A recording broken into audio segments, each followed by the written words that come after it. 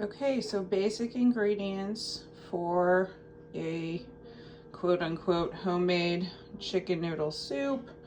When you have a sick kid and you need to make something quick because you work. So I always get like one of those rotisserie chickens, some broth, celery, carrot, onion, garlic, and then some spices, bay leaves. All of these are optional.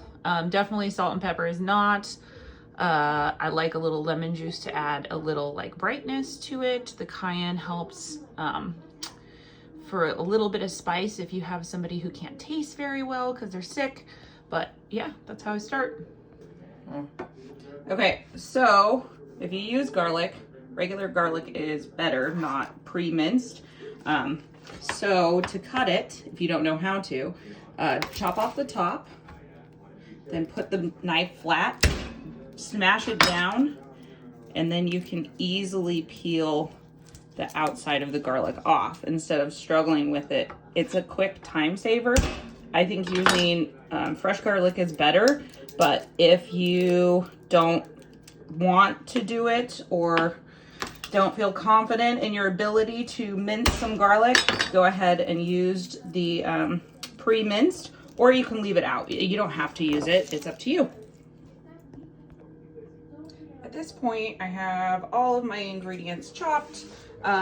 Minced garlic, there's 2 carrots, like 3/4 of the rotisserie chicken. I put usually some of it aside just to eat elsewhere. And there's Kane snagging a piece of celery, 3 pieces of celery and about half an onion. You can like be so variable with this. If you don't like onion, don't use it. I think it's really good. And at this point, I have, he's going for more, now raw onion. All right, and this is my sick kid I'm making this soup for. So I got a pretty deep pot because I'm gonna make the whole soup in this. And I put maybe a tablespoon of oil in, and it's preheated. You can see it's starting to steam or whatever. So just cover the bottom of the pot, and I'm gonna put the onions and celery in and cook them until they're pretty cooked through. Hey, yo, you can help me. Come hold up this plate for me so I can get the rest of the onions off. Hold up the plate over the pot. If your kid isn't too sick, they can actually cut it for you. Usually he's my prep kit cook. If it's too hot, they're going to start to brown too much. I have it on medium, and it's, yeah, you can have a banana. So I'm going to turn it down a little bit. Usually, I think it takes like maybe 5 minutes to get it so the onions start to, they're kind of clear, and the celery is pretty cooked. So I usually stir pretty constantly, especially if you have it on too high heat like I did. So the onions are getting pretty translucent and browned. So I'm gonna put the garlic in, but first I'm gonna put I didn't have quite that much oil, and it's olive oil, by the way, that's what I'm using, but a tiny bit more oil, and then put the garlic in. Go for it, dude. Garlic goes in.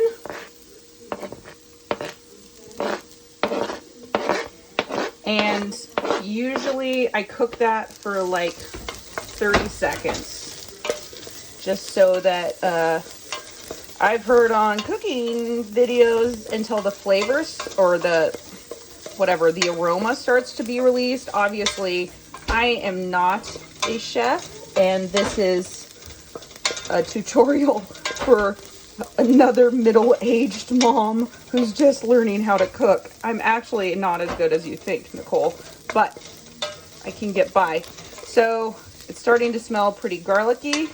Then I am going to, I should have had those fuckers open beforehand. Then I'm going to pour in the chicken broth. You can also use some vegetable broth if you prefer. You could actually do this whole soup with vegetable broth and no chicken and just make it a vegetable soup if you wanted to. I don't know if you got some vegetarians in your house, but I don't think so. But I'm gonna do 2 of the like big cartons of chicken broth, and then I am going to put the carrots in. Okay, so carrots are going in, and hey, be careful. If that was actually boiling, you would have gotten all. Also, maybe don't cook in shorts and flip-flops if you're having a 14-year-old assist. Or record while. Or don't record while you're cooking. Cooking one-handed is a lot harder than I would have imagined. I'm also putting 2 bay leaves in. Bay leaves are like not super important, but I bought them and I feel like I'm supposed to use them for soup. So I use them every time I make chicken noodle soup.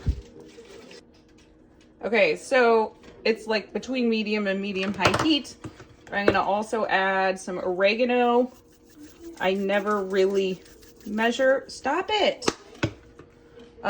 Some basil, and then some salt and pepper, which Kane has.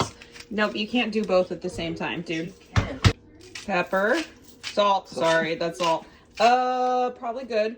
Don't put too much salt in at first. It can be too salty. Usually you can't get it too peppery, in my opinion, but the kids might find it spicy. All right, that's probably good. No. Kane likes spicy. Okay, that's good. Stop. You can always salt and pepper when you're actually eating it. So then I'm going to turn it up to like medium high. Bam. And bring it to a boil.